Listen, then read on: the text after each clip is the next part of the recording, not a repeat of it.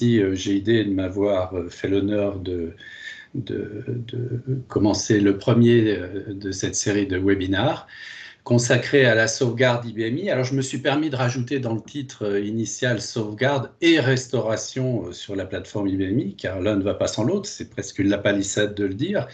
Mais on oublie souvent ce deuxième volet, et j'y reviendrai justement en conclusion de cette présentation. Voilà. Alors, en préambule, je voudrais rappeler les compromis qu'on est en général amené à faire quand on parle de sauvegarde et de restauration, et de trouver cette espèce d'équilibre entre disposer de sauvegardes, si possible exhaustives et cohérentes, qui permettraient de restaurer ces données en cas de problème, et par ailleurs, de réduire au maximum l'indisponibilité des applications, étant entendu que de manière classique, évidemment, quand on sauvegarde, avant de sauvegarder, on arrête les applications, on sauvegarde et on redémarre. Donc il y a d'autres techniques permettant d'optimiser ce temps d'indisponibilité et que j'aborderai dans cette présentation. Mais je rappelle toujours que l'objectif des sauvegardes, c'est de pouvoir restaurer rapidement en cas de nécessité, soit des restaurations ponctuelles ou même des restaurations complètes de système. Donc c'est ça la finalité des sauvegardes qu'il ne faut jamais perdre de vue. Voici la problématique des sauvegardes-restauration étant posée. Je vous propose une présentation que j'ai organisée en deux grandes parties. Tout d'abord, je vais vous brosser un panorama des différentes solutions de sauvegarde qui existent pour l'IBMI. J'entends par là des solutions IBM. Il en existe d'autres sur le marché, mais je vais me concentrer sur celles proposées par IBM. Et puis, dans la deuxième partie, j'évoquerai avec vous un certain nombre de techniques relatives aux sauvegardes, restaurations sur l'IBMI, certaines d'entre elles qui visent en particulier à optimiser ce temps d'indisponibilité des applications. Et parmi ces techniques, il y en a qui existent depuis fort longtemps, ce sera peut-être juste un rappel, évidemment, mais je vous parlerai également de techniques plus récentes. Voilà. Donc, deux grandes parties, les solutions de sauvegarde et les technologies qui tournent autour de ces fonctions de sauvegarde et restauration sur la plateforme IBMI. Alors, commençons par le panorama des solutions de sauvegarde pour IBMI. Alors, je vais vous parler un petit peu des lecteurs physiques et des bandothèques physiques qui existent depuis les origines et qui continuent d'exister, bien entendu. Je vous parlerai également des petites unités de sauvegarde qu'on appelle des stations d'accueil USB RDX, un nom un petit peu barbare, mais je vous expliquerai en quoi ça consiste. Donc là, il s'agit de solutions avec des supports physiques qu'on doit manipuler. Et puis, dans la partie inférieure, je vous parlerai des bandothèques virtuelles ou Virtual Tape Library, plus communément utilisée sous son nom anglais. Je vous parlerai également de la solution IBM Cloud Storage Solution for AI, qui est une solution également de dématérialisation des sauvegardes, donc aussi bien pour les VTL que cette solution de sauvegarde dans le cloud, on ne manipule plus de cartouches. Et puis au milieu, j'ai mis la solution qui est hybride, qui est basée sur une technologie qui existe depuis longtemps sur l'IBMI, qui est la capacité d'utiliser des bandes virtuelles sur l'IBMI directement et de combiner ça avec des lecteurs physiques. Donc une solution hybride, dématérialisation et support physique. Donc voilà ainsi listés tous les thèmes qui constituent les solutions de sauvegarde pour l'IBMI actuellement. Alors, commençons par les lecteurs et bandothèques. Rappelons quand même qu'IBM est dans ce domaine depuis 65 ans maintenant, que IBM fait des lecteurs, des bandothèques et des solutions d'automatisation des sauvegardes. Donc on a quand même un savoir-faire qui est ancien. On a fait évoluer, on a actuellement grosso modo deux technologies. On a la technologie des LTO, j'y reviendrai, et puis une technologie propriétaire d'IBM que l'on ne rencontre pas vraiment fréquemment pour nos clients IBMI, hein, qu'on appelle les cartouches Jaguar, qui sont plutôt utilisées dans les environnements des grands systèmes, hein, des systèmes Z, où les clients utilisant ce type de système ont des besoins d'utilisation intensive de cartouches pour délester leurs unités de stockage vers des bandes et en cas de besoin rappeler rapidement les objets qui ont été sauvegardés. Donc sur l'IBMI, on utilise essentiellement des bandes et des bandothèques supportant des lecteurs de technologie LTO. Voilà. Rappelons à cet effet qu'IBM, alors ça ce sera peut-être le seul petit spot publicitaire de ma présentation, IBM est le numéro 1 depuis plus de 15 ans dans ce domaine des unités de stockage. Et IBM poursuit son développement, en particulier grâce à notre laboratoire qui se trouve en Suisse, à Zurich, qui n'est pas très loin de chez nous, et qui poursuit et continue de développer les technologies de ces unités. Voilà. Le LTO, je rappelle que c'est un standard ouvert. Hein. Il résulte d'un consortium qui est géré essentiellement par IBM, HP et Quantum, qui définit cette architecture de sauvegarde qui permet à la base d'assurer une compatibilité des supports entre différents constructeurs. Hein. Donc, actuellement, on en est à la technologie des LTO 8e génération, LTO 8. Par ailleurs, ce consortium a publié une roadmap laissant entrevoir qu'on irait au minimum jusqu'à la technologie de la génération 12 des LTO 12. Donc ça confirme le fait que cette technologie est une technologie qui est toujours en pleine évolution. Voici juste un petit rappel de la gamme des lecteurs et bandothèques à l'heure actuelle dans le portefeuille IBM. Sur la partie gauche, vous trouvez un lecteur TS2280 qui est un simple lecteur LTO8, hein, connectable à de l'IBMI, bien entendu.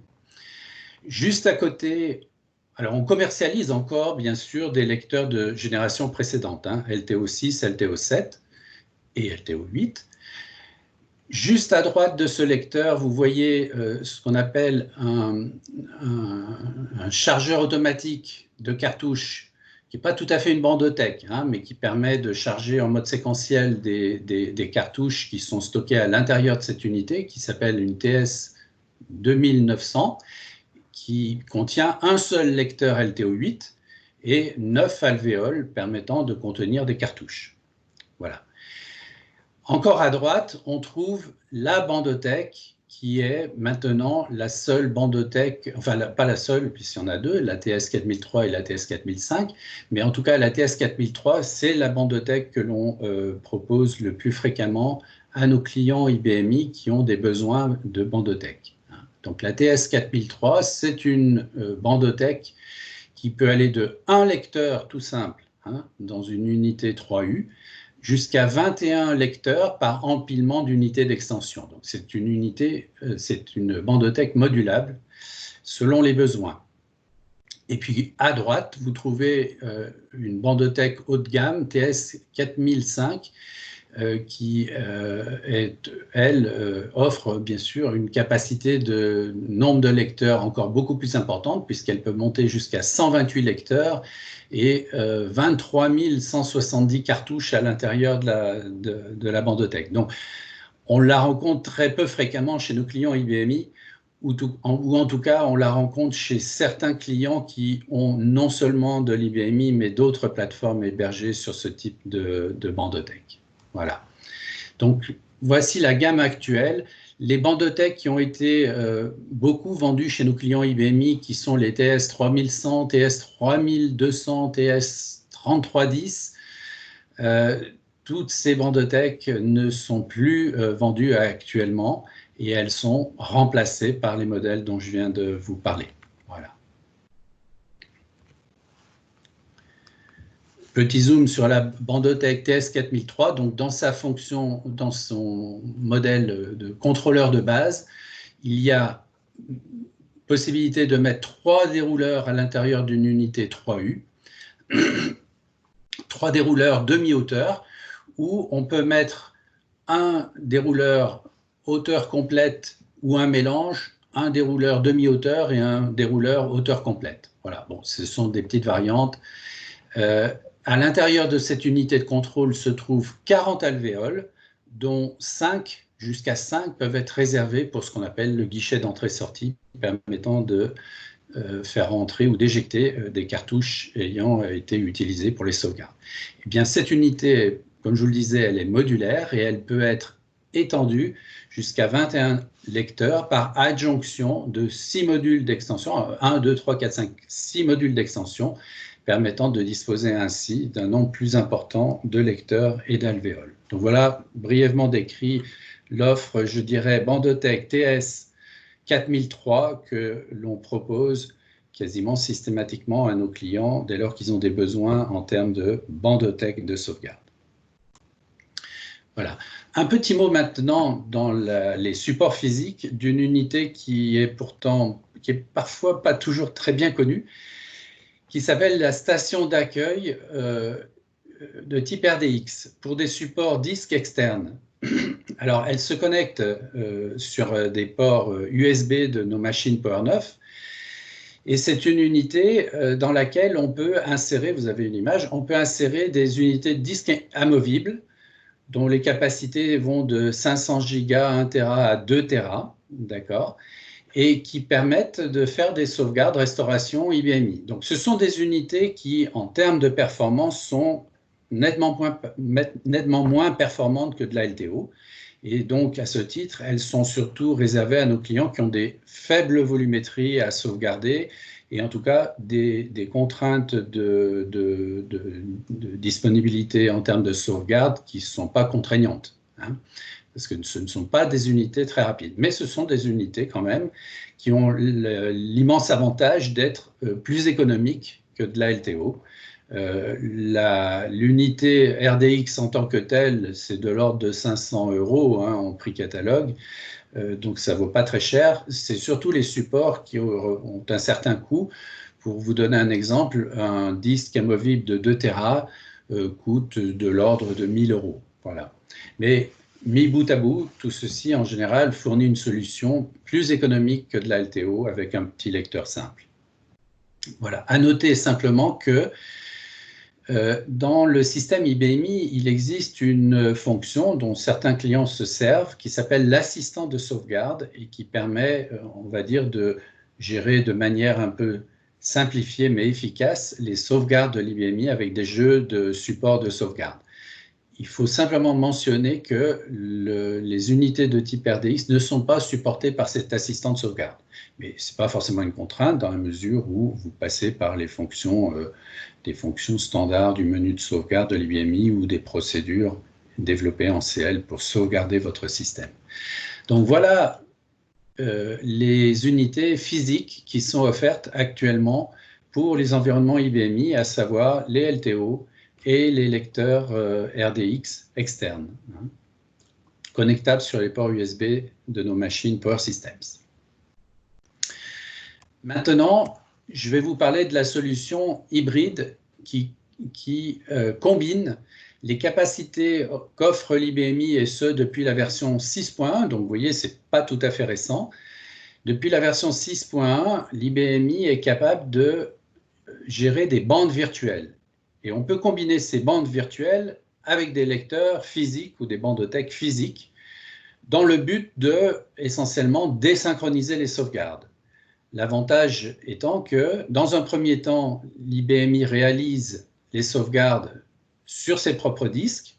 Hein. Alors, historiquement, on pouvait le faire sous forme de fichiers de sauvegarde. Depuis la version 6.1, comme je vous l'ai indiqué, on peut le faire sous forme de bande virtuelle, ce qui est préférable. Et une fois que ces sauvegardes sont faites sur les disques de l'IBMI, il convient de les sortir de là parce que l'espace adressable unique de l'IBMI fait que si on perd un disque, on perd tout, y compris les sauvegardes, donc elles ne sont réellement à l'abri que lorsqu'elles ont été mises sur un support externe. Et c'est par des fonctions en général de duplication de support que l'on peut dupliquer une bande virtuelle vers une bande physique à l'intérieur d'une bandothèque ou d'un lecteur externe au système. Donc cette solution, elle est utilisée par un certain nombre de nos clients, ce qui leur permet en fait de s'affranchir des problèmes mécaniques qui peuvent être liés à un lecteur ou à une bandothèque lorsqu'on fait une sauvegarde, une cartouche défectueuse et la sauvegarde est arrêtée. Lorsqu'on sauvegarde sur disque, évidemment, on n'est pas confronté à ce genre de problème. Les sauvegardes se passent en général sans encombre. Voilà. Et ensuite, sereinement, alors que les productions ont redémarré sur les systèmes, eh bien, on peut dupliquer les bandes sur disque vers des bandes physiques de manière à les mettre en sécurité. Ça, c'est une technologie qui a été utilisée par certains de nos clients. Ça permet aussi de paralléliser des sauvegardes et puis ensuite d'avoir un nombre restreint de lecteurs à partager entre plusieurs partitions. Parmi les fonctions donc pour utiliser ces fonctions, on met en œuvre ce qu'on appelle des unités bandes virtuelles sur l'IBMI qu'on doit configurer, des catalogues d'images bandes que l'on doit créer et des bandes virtuelles que l'on doit insérer dans ce catalogue d'images. Et pour utiliser cette technologie, on va, par des commandes de l'IBMI, charger des catalogues d'images sur des unités virtuelles.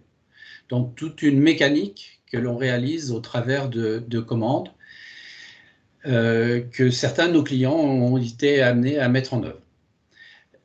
Maintenant, je vais vous parler d'une fonction qui est le prolongement de cette fonction au travers du logiciel BRMS. On reviendra sur le logiciel BRMS qui est l'offre IBM en termes logiciel de sauvegarde reprise sur la plateforme IBMI.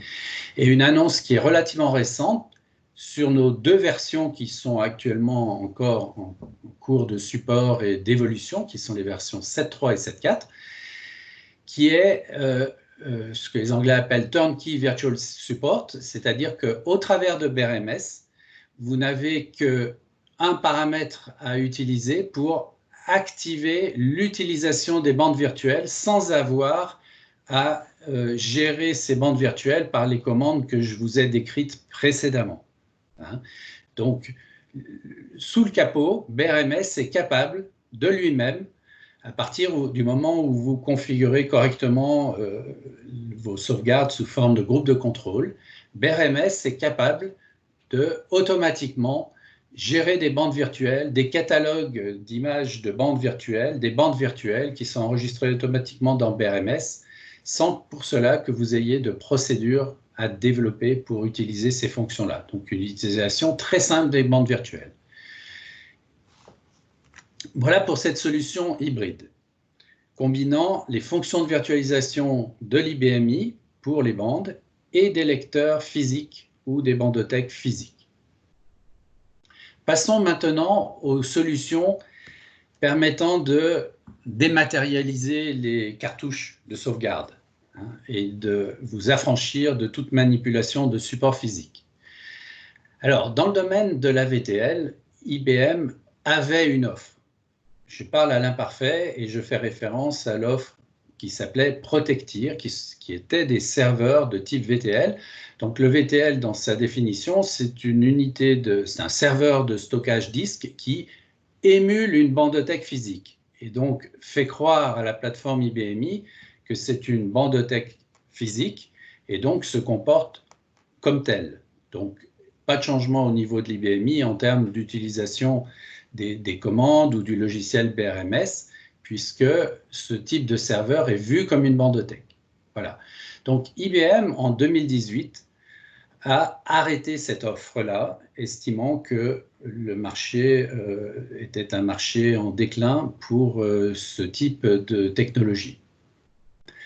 Néanmoins, dans le même temps, et peut-être pour ne pas mettre dans l'embarras un certain nombre de nos clients IBMI qui utilisaient des Protectir, IBM a quand même mis à son catalogue une offre de VTL, mais qui est une offre de VTL non IBM. C'est une offre qui provient d'un constructeur américain qui s'appelle Dynamic Solutions International et qui est une offre de VTL qui, de manière un peu similaire à l'offre Protectir d'IBM, se présente sous forme soit d'une appliance avec des disques internes, soit d'une gateway qui fonctionne avec du stockage externe.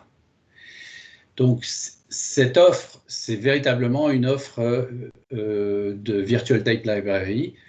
Le seul bémol, c'est que ce n'est pas une offre IBM et que la valeur ajoutée d'IBM est relativement faible. Donc, c'est la raison pour laquelle ce n'est pas une offre que l'on met en avant, mais je profite de l'occasion pour dire qu'elle existe quand même. Voilà.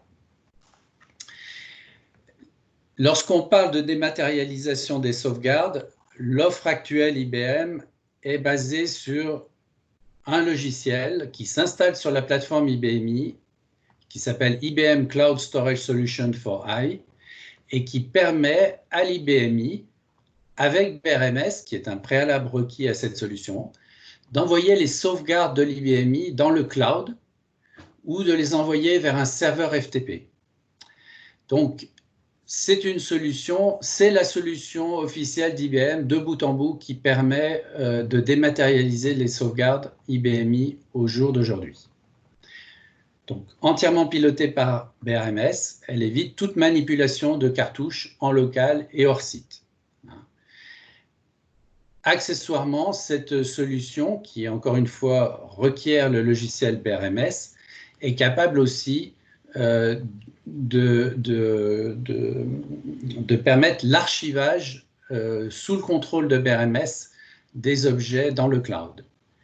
Également, il permet ce logiciel, et ça c'est une fonction qui n'a rien à voir avec la sauvegarde reprise, mais de copier des fichiers de l'IFS vers le cloud public ou privé, ou inversement du cloud public ou privé vers l'IBMI.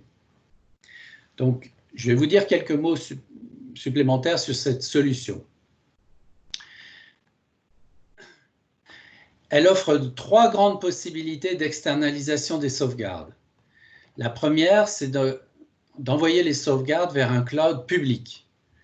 Lorsqu'on parle de cloud public, il s'agit essentiellement du cloud IBM, bien entendu, mais également est supporté le cloud d'Amazon.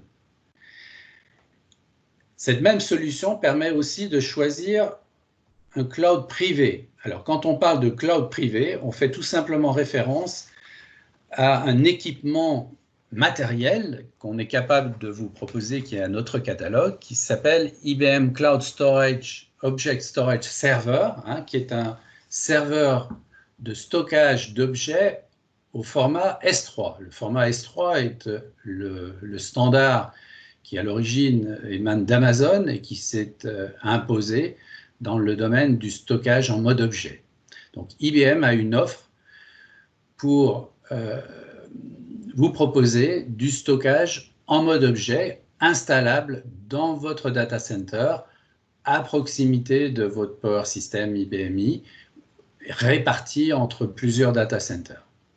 La troisième possibilité qu'offre cette solution, c'est d'envoyer les sauvegardes de l'IBMI tout simplement vers un serveur FTP, lequel doit bien entendu être équipé, doté d'une capacité de stockage suffisante pour accueillir toutes les bandes virtuelles provenant de l'IBMI.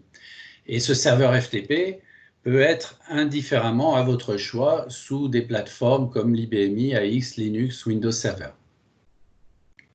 Voilà, on en est actuellement à la version 1.2 de ce logiciel et il est supporté sur les 3 versions qui sont toujours en cours de support auprès d'IBM, qui sont l'IBMI 7.2, 7.3 et 7.4. Juste un mot sur le principe de fonctionnement de ce logiciel. À la grande différence d'une VTL qui se comporte comme une bandothèque, et donc à ce titre, les sauvegardes sont envoyées directement vers ce type de serveur, VTL. La solution Cloud Storage Solution for I fonctionne de la manière suivante. Elle combine l'utilisation de la technologie bande virtuelle de l'IBMI, dont je vous ai parlé précédemment. Donc, dans un premier temps, les sauvegardes sont réalisées sous le contrôle de BRMS sous forme de bande virtuelle dans l'espace disque de chaque partition IBMI.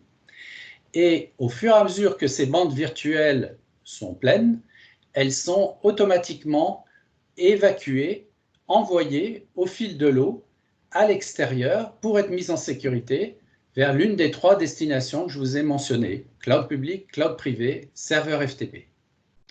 Donc c'est un process asynchrone qui se déroule en tâche de fond de la sauvegarde, mais la sauvegarde est avant tout, dans sa première étape, une sauvegarde sur les disques de l'IBMI, et dès lors qu'elle est terminée, sous forme d'un groupe de contrôle BRMS, les applications peuvent redémarrer, même si les dernières cartouches vont nécessiter sans doute encore un petit peu de temps avant d'être envoyées à l'extérieur.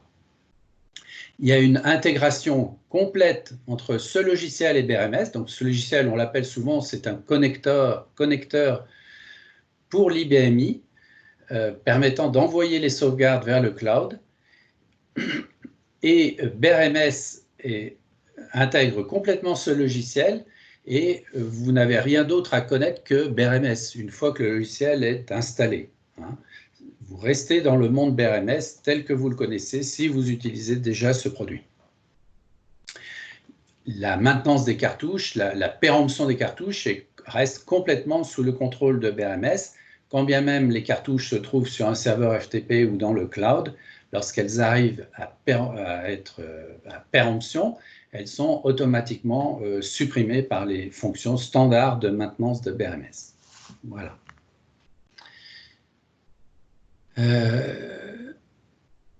Donc, comme vous pouvez l'imaginer, ce type de solution, étant donné que les sauvegardes passent dans un premier temps sur les disques de l'IBMI, cette solution requiert un peu d'espace disque supplémentaire.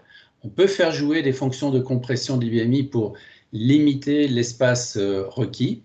Et puis, lorsque les cartouches virtuelles sont envoyées sur le cloud, là aussi, elles sont envoyées par le réseau TCP/IP, d'où l'importance du débit du réseau selon la volumétrie que l'on a à sauvegarder.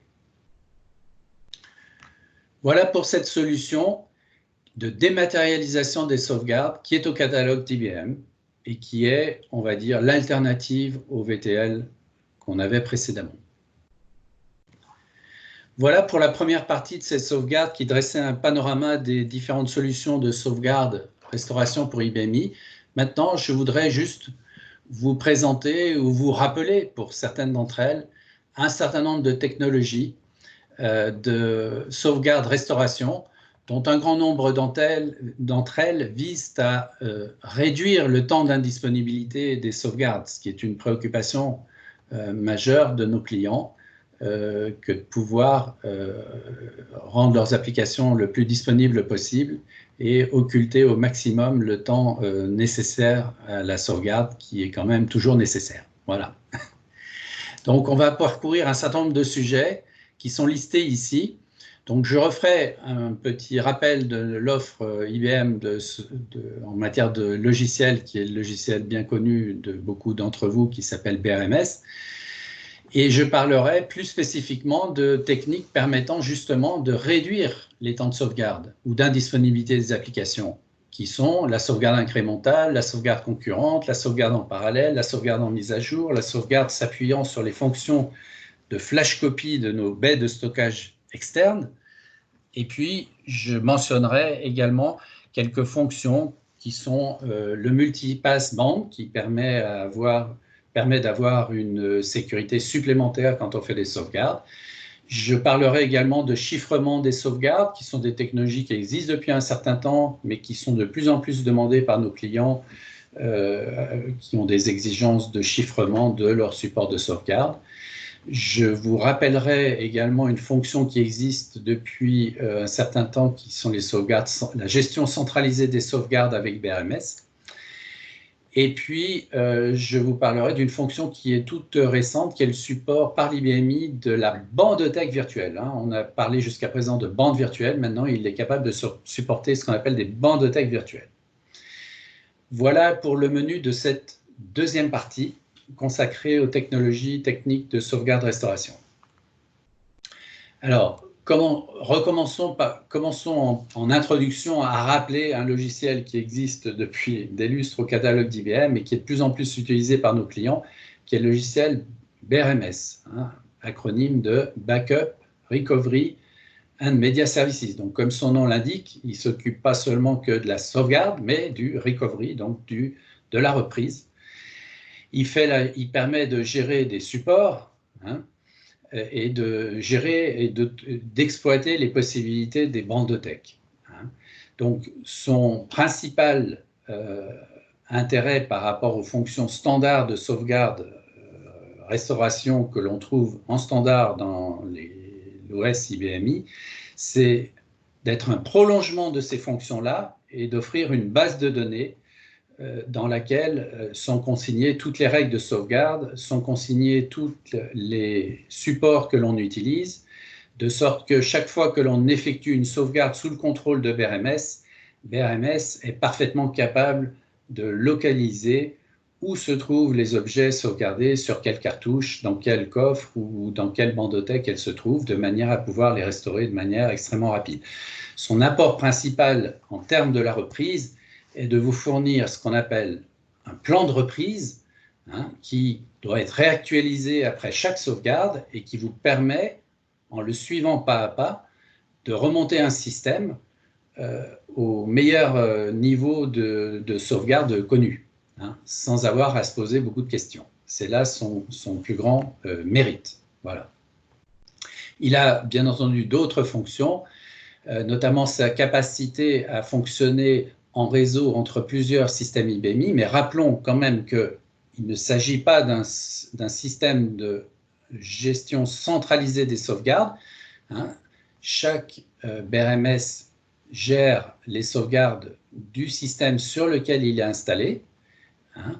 Néanmoins, il a la capacité à se mettre en réseau avec d'autres partitions IBMI pour partager essentiellement les mêmes règles de sauvegarde et les mêmes supports.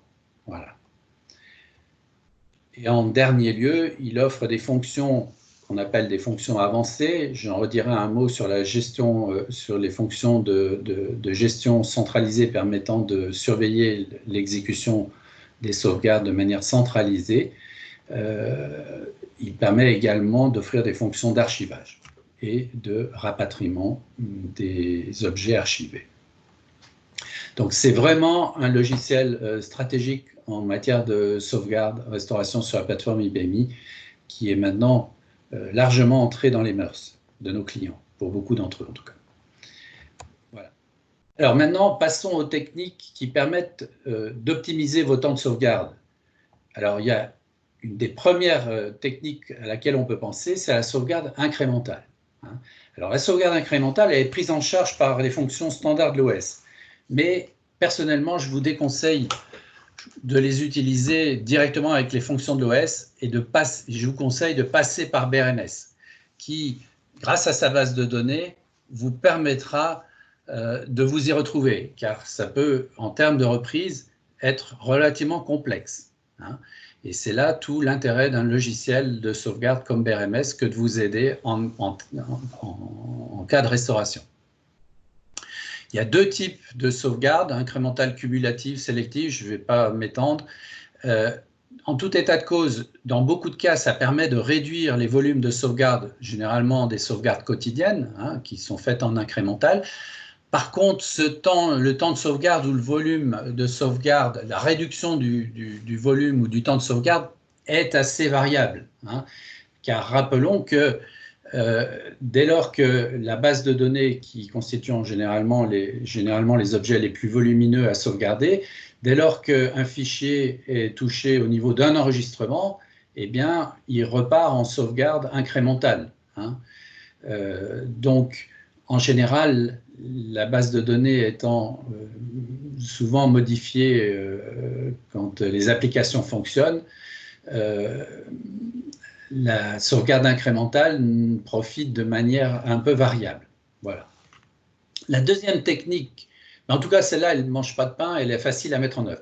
La deuxième technique à laquelle on peut penser, ce sont les sauvegardes concurrentes. Là, elles nécessitent du hardware supplémentaire Dès lors que l'on peut disposer de plusieurs lecteurs accessibles depuis une même partition IBMI, eh bien, vous pouvez découper votre sauvegarde en plusieurs morceaux, que vous le fassiez avec BRMS ou pas, pour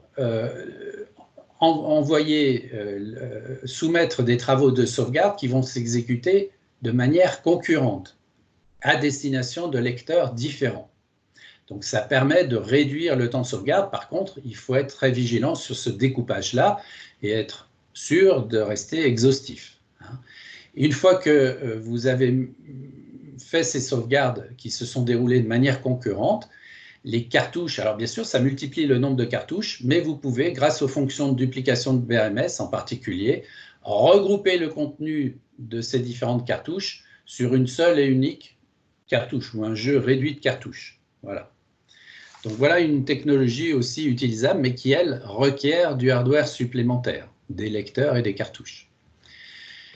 Autre technologie qui aussi existe depuis un certain temps, les sauvegardes en parallèle, particulièrement efficaces lorsqu'on a affaire à des gros fichiers et qui, à la différence de la sauvegarde en concurrent, permet au travers d'un seul travail de sauvegarde de dispatcher le contenu de la sauvegarde sur plusieurs lecteurs à la fois. Donc cette possibilité requiert des lecteurs, des cartouches, tout comme la précédente, hein, mais l'intérêt c'est que un seul et unique travail de sauvegarde va pouvoir répartir les objets sauvegardés sur l'ensemble des lecteurs et des cartouches disponibles. En termes de restauration, c'est possible de restaurer, et c'est même recommandé de restaurer avec le même nombre de lecteurs, mais ça peut être possible de restaurer avec un nombre plus réduit ou un seul lecteur. Par contre, dans ce cas-là, les temps de restauration seront plus longs. En tout cas, la vertu essentielle de cette fonction dite sauvegarde en parallèle, encore une fois, c'est d'accélérer le temps de sauvegarde, particulièrement efficace pour des objets volumineux.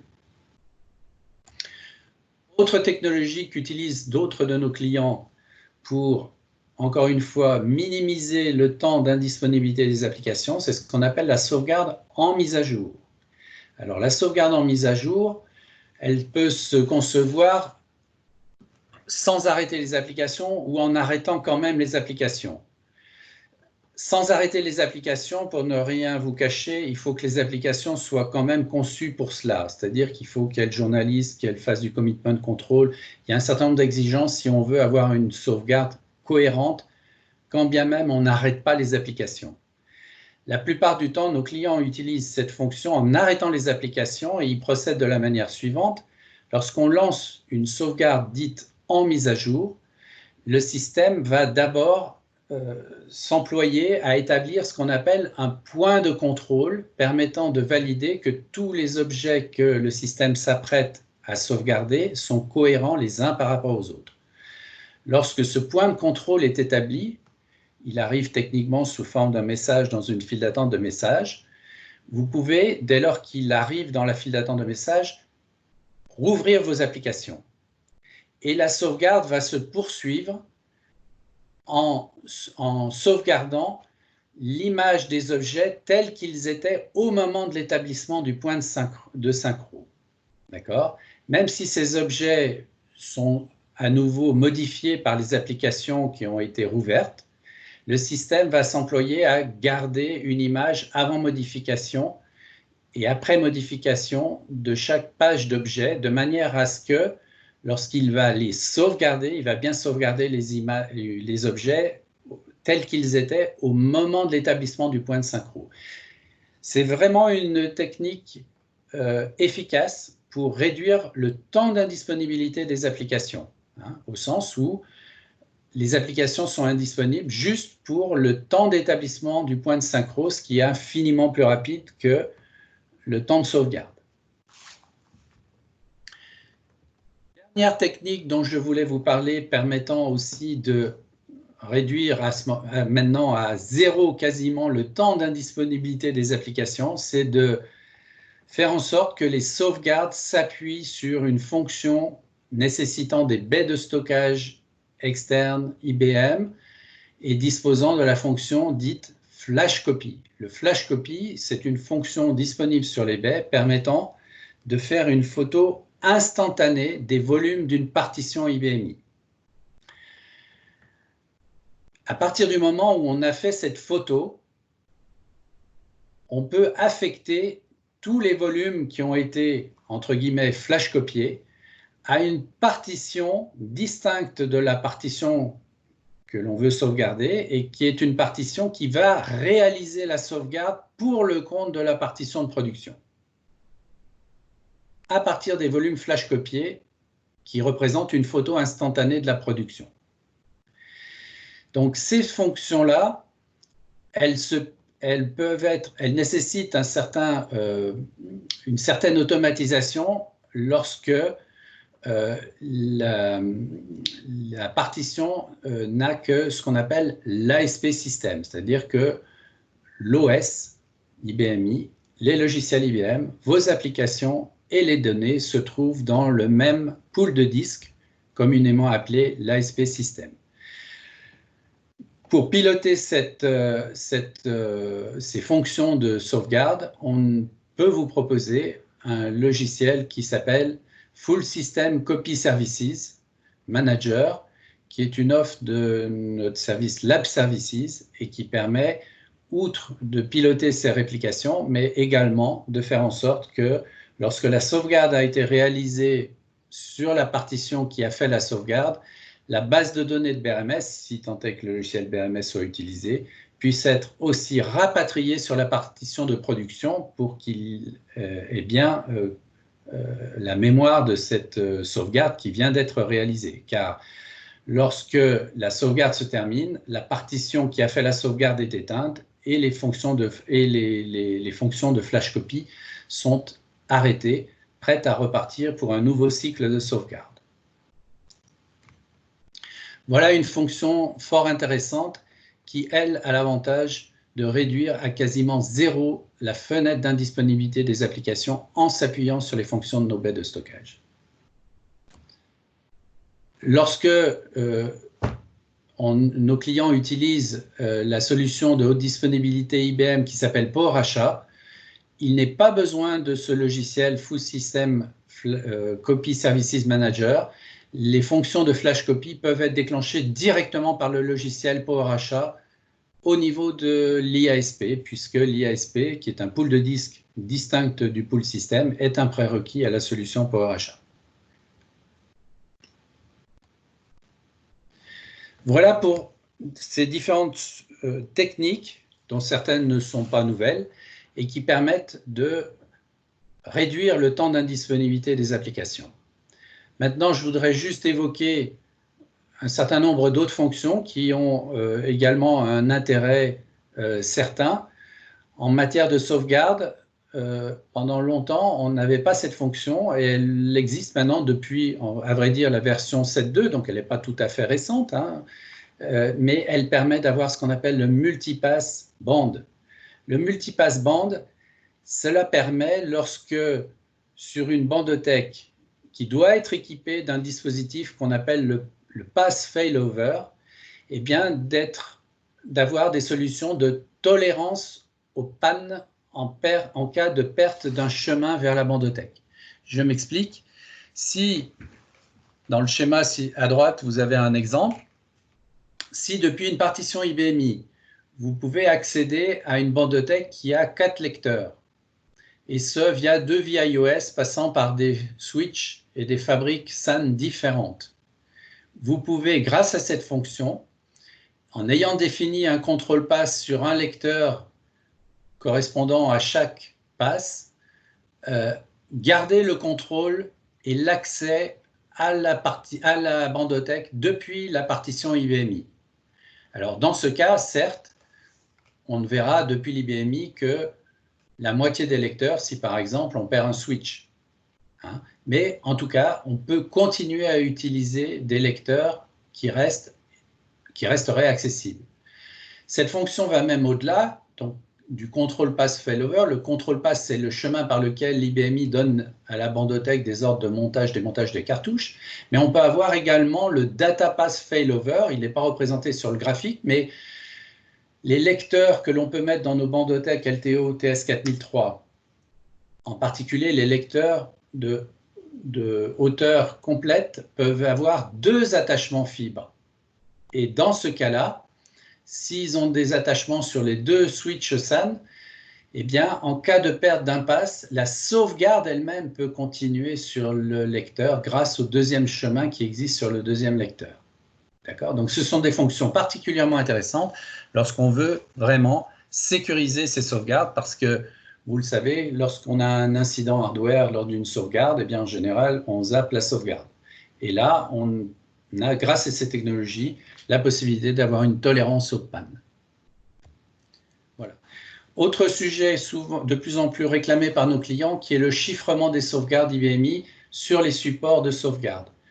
Deux technologies qui existent déjà depuis un certain temps, à vrai dire, puis la version 6.1 pour le chiffrement logiciel. Donc, le logiciel BRMS est capable de vous offrir la possibilité de chiffrer des cartouches de sauvegarde. C'est une fonction purement logicielle.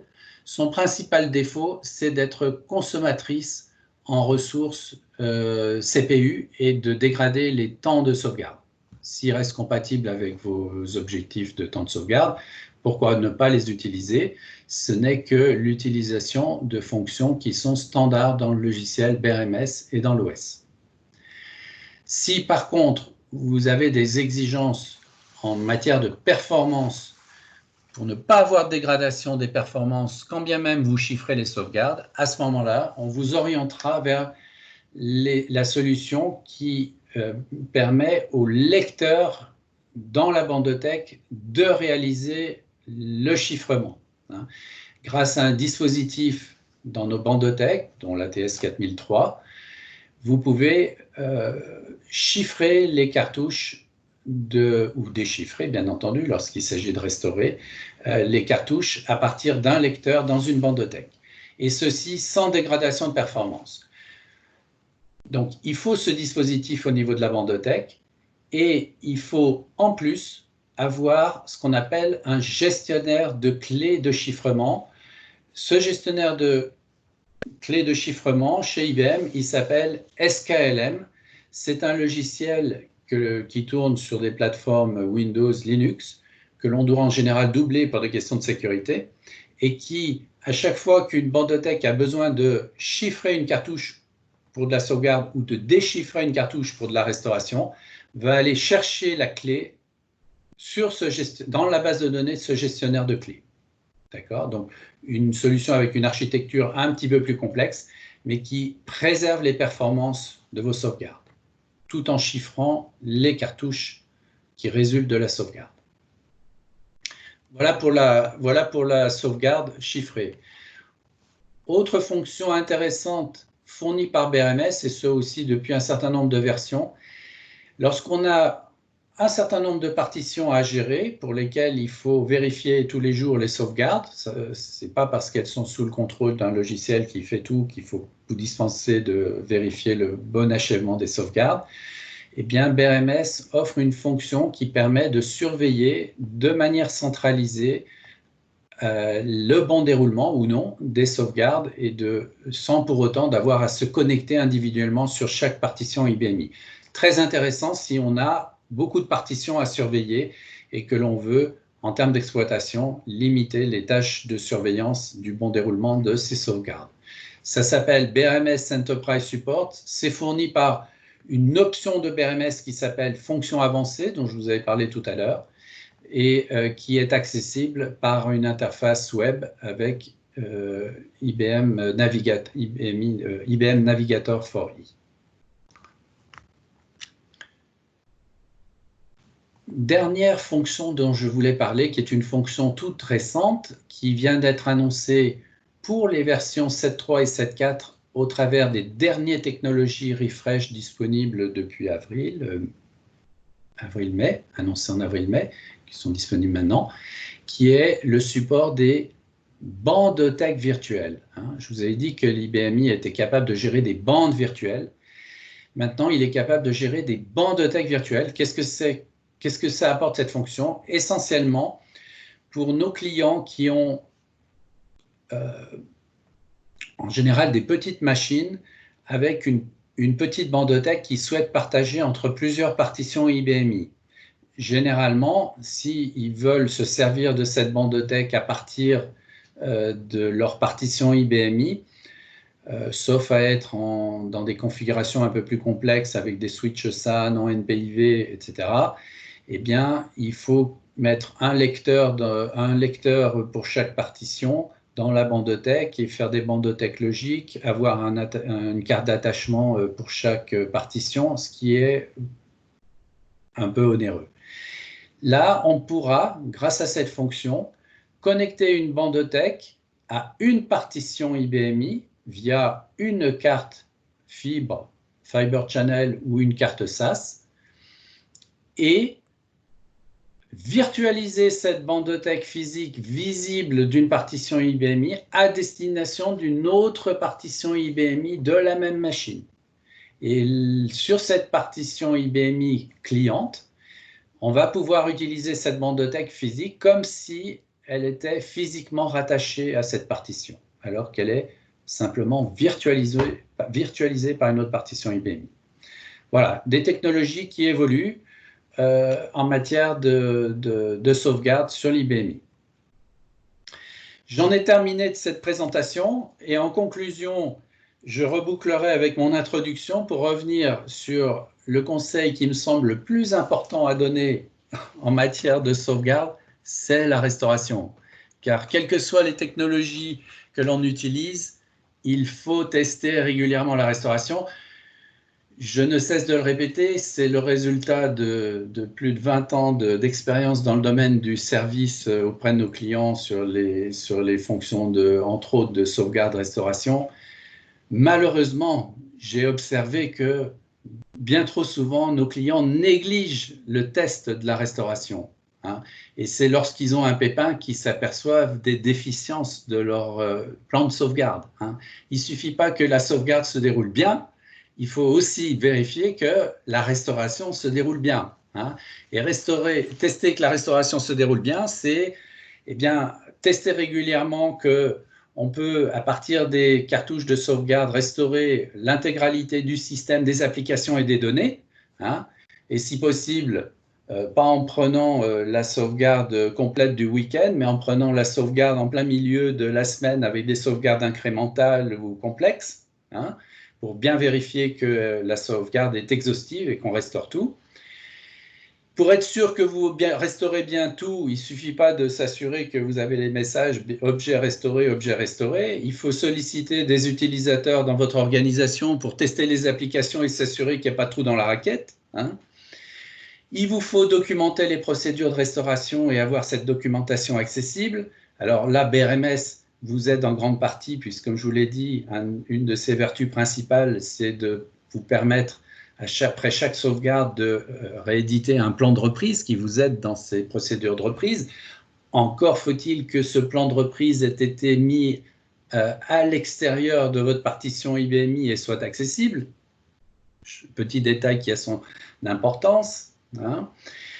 Il vous faut vérifier que, en cas de problème, si vous avez besoin de restaurer, vous avez bien accès aux informations de sécurité parce qu'à un moment donné, il faudra rentrer des mots de passe, accéder au support de sauvegarde, il faudra bien mettre la main dessus, accéder au plan de reprise, comme je vous l'ai dit, il faudra, si vous utilisez BRMS, pouvoir utiliser le plan de reprise. Si vous l'avez laissé sur le système qui est perdu, c'est dommage, vous risquez d'avoir des difficultés. Et puis, le test de restauration vous permettra également de valider le temps de reprise complet et de vérifier que ce temps est bien compatible avec vos objectifs. Donc voilà, je ne saurais trop le répéter, la sauvegarde ne va pas sans la restauration. Et même si celle-ci est plus rare et exceptionnelle, il faut régulièrement la tester. Et ce sera mon mot de conclusion. Voilà, je vous remercie de votre attention et je suis disponible pour répondre à vos questions si vous en avez.